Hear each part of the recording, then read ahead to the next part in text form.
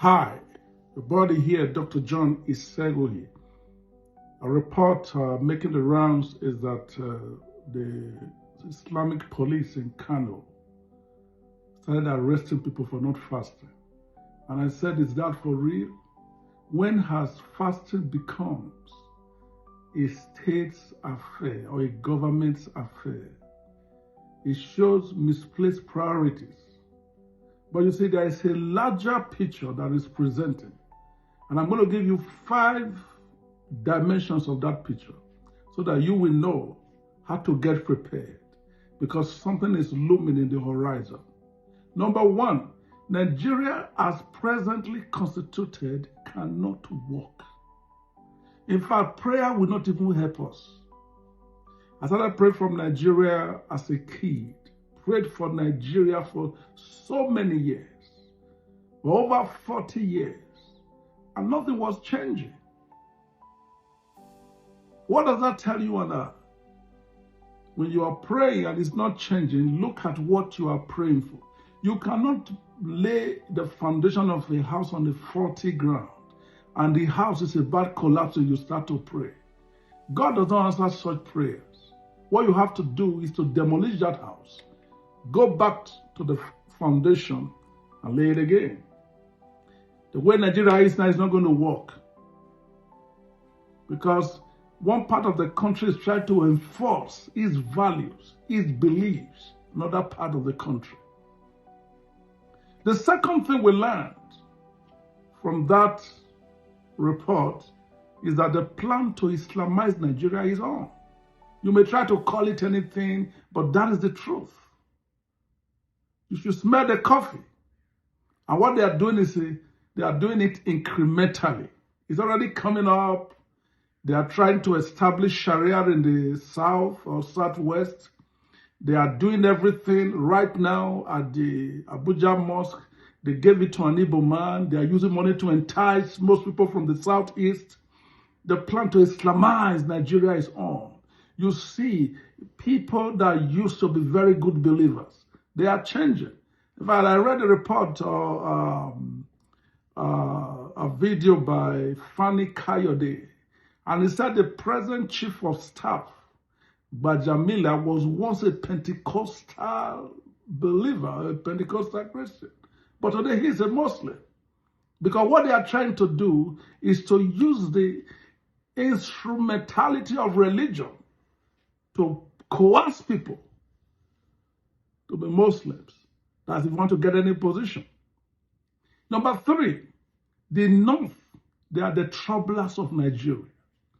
Most of the problems we have in Nigeria today comes from the North.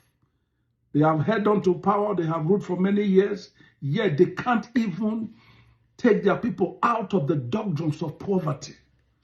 It's in the North, you see, they start different names. Boko Haram, Lakaruwa, different, the ones that we don't even know. And they are the troublers of Nigeria. And when they started this trouble, they will ask everyone to be part of it, to bring in the solution. It doesn't work like that.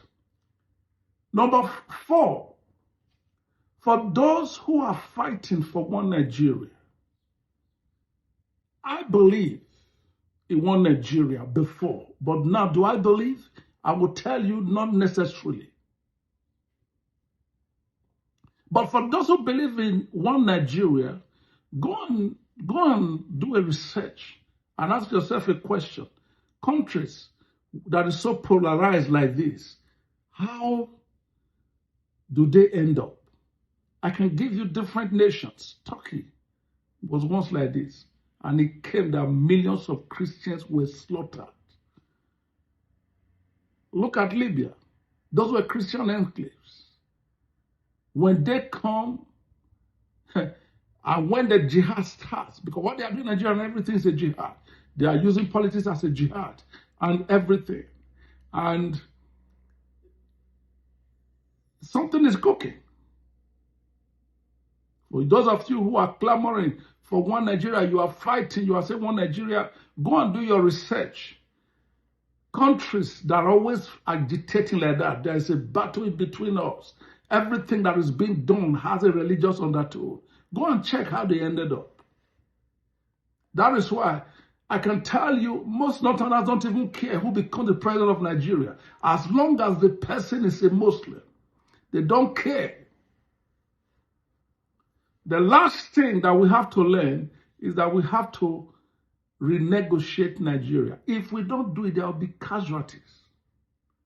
We are just postponing the doomsday. We have to sit and ask ourselves, does our values align? It's a question. If our values don't align, what is the best thing? Marriages do break.